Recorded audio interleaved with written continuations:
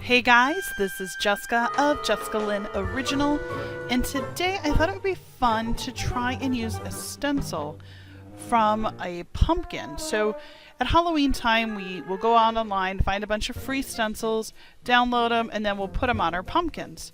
So I thought, what if I could go find a free stencil, and then I could take that, cut it with my brother's scan and cut, and then just make a one-off card. So I thought, let's try it, see if it works. It works really well, just FYI. So my kids are currently obsessed with the new Pokemon movie with Ryan Reynolds. We did not see it in the theater, but they love the game. They love everything about it. So I thought, you know what? I'll make my kids a cute little Pikachu card. So I went ahead and printed them out. And I went and grabbed my brother's scan and cut. So let me get that all open here so you can see it. And once I have it all open, we're going to go ahead and scan it in, and then we'll adjust it.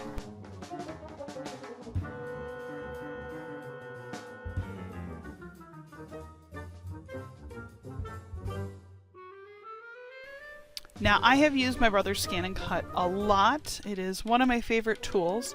The mat itself is not as sticky as it used to be, so sometimes what I'll do is I'll actually use some tape. And when I use that tape, I can actually kind of fake it. Now, if I have a lot of really intricate little pieces to cut, that might not work, so you might need to buy a new mat or get it re-stickied. But for this purpose, it'll probably work just fine because this is a large sheet of paper.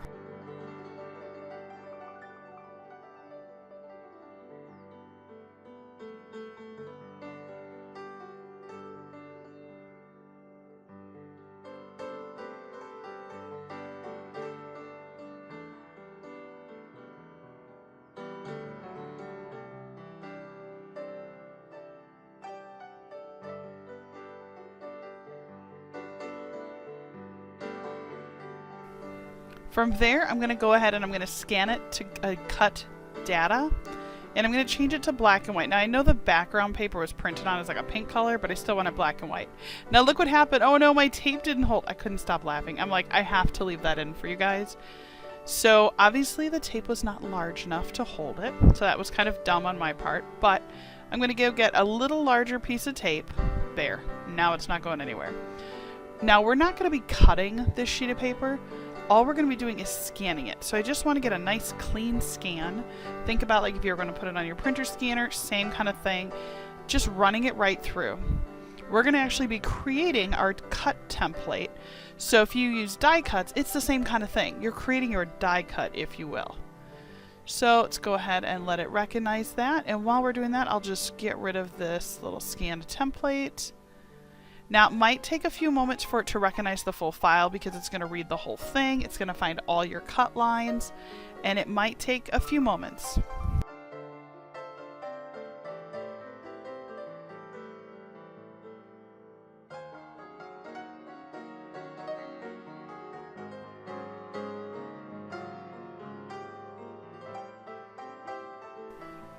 Once it comes back, you're just going to crop it down. I'm going to choose the outline because I just wanted to cut it out so you can see.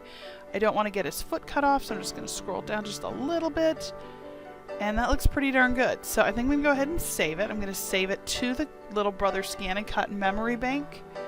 Once I have it saved there, I can pull that back from files. So let me go ahead and go back home. Let's clear this pattern, saved data, computer. Scroll to the right one, and there he is. So you can click on him. Now I'm going to go ahead and I tried something because in past videos, I don't know if you've seen where I've rearranged some of the shapes, and what it did was it actually said, oh well cool, I'll cut out whatever shapes and I'll organize it, right? Well, that's not exactly what I wanted. I want to maintain the shape it is because that's going to actually become the front of my card. But if let's say I was going to be paper piecing, it could work really well because it would save and optimize the amount of paper that I'm using.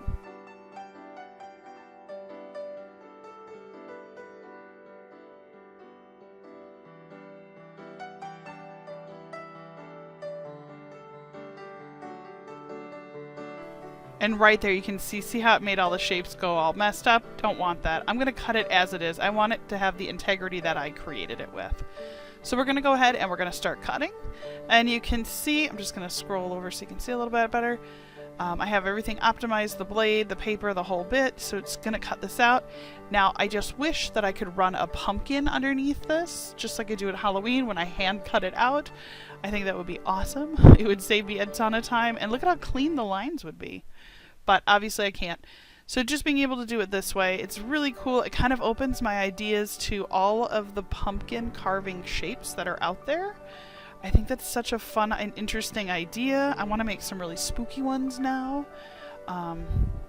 Once it's done, we're going to go ahead and eject the little mat, and I'm just going to move my brother's scan and cut out of the way. Thank you for your cutting.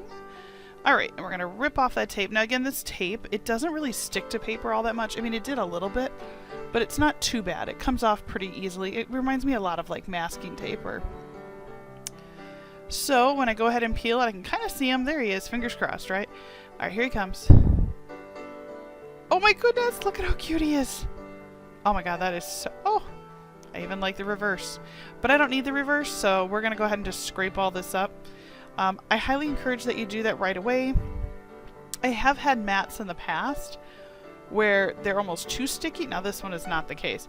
Well, maybe right there it is. But for the most part, this one is not too sticky anymore. So it's easy for me to get the pieces off. But if you leave it on there and it's too sticky, it could stick permanently, and that could be pretty awful. Now the other thing about the Brother Scan and Cut is I can decide what size I want this to be. So my card, I decided to make a 5 by 6 inch card. Not a too big a card, but bigger than the average card. But I went ahead and made that size just because I thought it would be nice to have a little larger card. And then once I had it all set, we're just going to fold it in half. And then I'm going to use my Cricut. I have a Cricut, like I think it's for vinyl, like when you rub vinyl down. I bought it a long time ago just because it's a good tool. And it just makes a really nice crisp edge. So now that we've got that, we're going to go ahead and... Oh my gosh, he's so cute. Now, when I think of a pumpkin, I always think of it having like a candle in it, so the background usually glows like a yellow. But it's not just one shade of yellow, it's multiple shades of yellow. And so what I'm going to do is once we get this all put together, we're going to go ahead and use some Copic markers, and we're going to color it in, add some shadows, and see if we can get some dimension out of this adorable little Pikachu.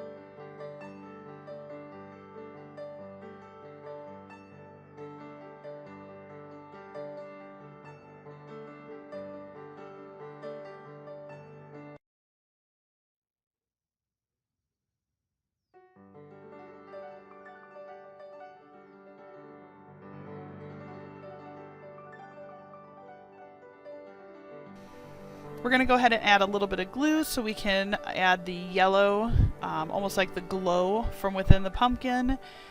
And just line that up nice little glue. The other thing that could have been fun to do on this could have been to put it on like foam risers. Maybe the next one I do, I'll do it that way. I think that'd be really fun. You can get some really good shadows and dimensions where it might actually look even more like a pumpkin. And the next thing I'm going to do is I'm going to put the full piece of orange on the front of my cardstock. So we go ahead and just glue that down, and then we will use my whiskers cutter to go ahead and make sure that all the edges are absolutely perfect. And I'm making sure that I'm centering this because I don't want this off center. That would look really silly. Although I'll tell you, when we make pumpkins at Halloween time, they're not always perfectly centered on the pumpkins. So it makes each one a little bit more unique than the next. Alright, so let's go ahead and get that cutter, trim those edges, and make it beautiful.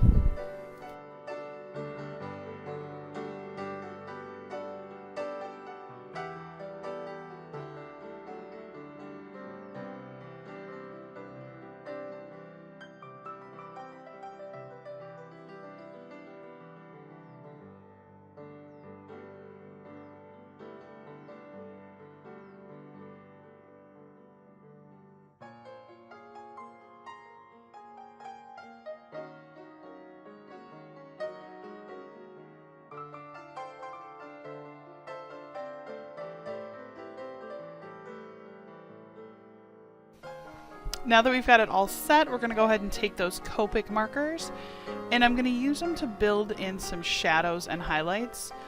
So if you think about either that or just go Google a picture of a pumpkin, and it always starts with the bright yellow in the center and all of the shadow, because when you cut through pumpkin, you can see that little bit of a lip all the way around, gives it a shadow around the image. So that's what we're going to try and recreate with our markers. And I'm going to try and just think of it like, you know, the light source, and then just adding in a little extra shadow. And then I'm going to build up the colors with the Copics. So we will take a look and see how this goes. I'm kind of excited. It's starting to really come together.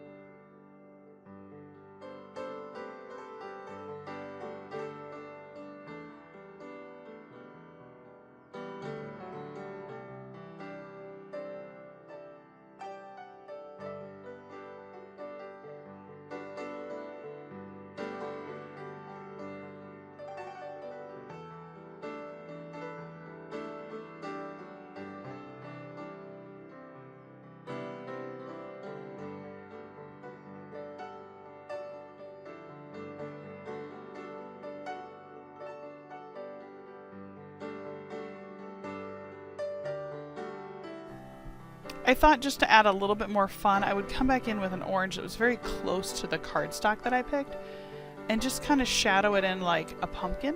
I thought that'd be fun just to make it look like it was actually carved into a pumpkin.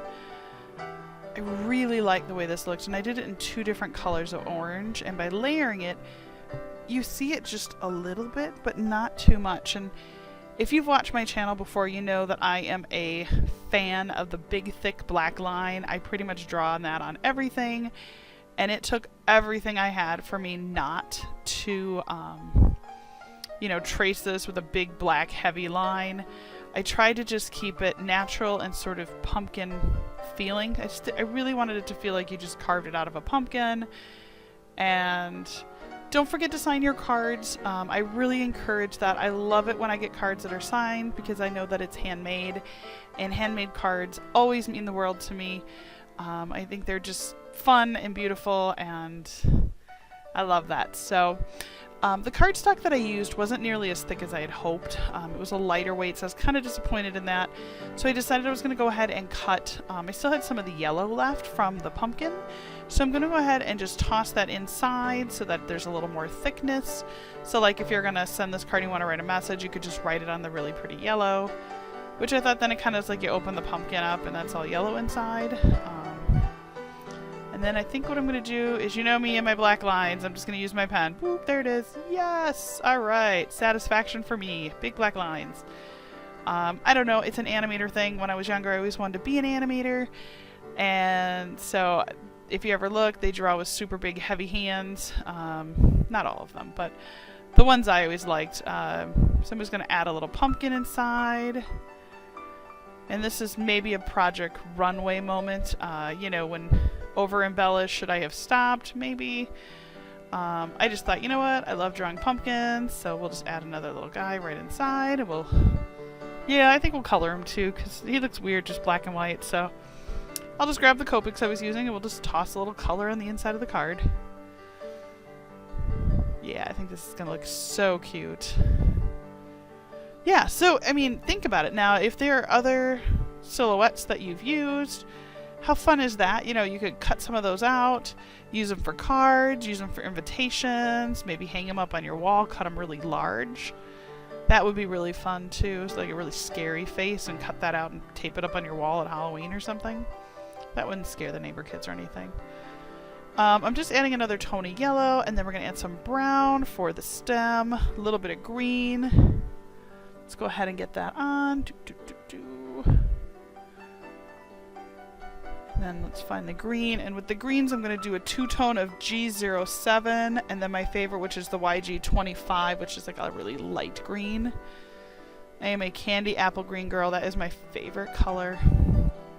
Alright, little grass. Again, probably should have stopped embellishing a little while ago, but sometimes I get started and I just can't stop. So there he is, my adorable little Pikachu pumpkin cutout. I hope it inspired you to try this with your brother's Scan and Cut, try it with your Cricut.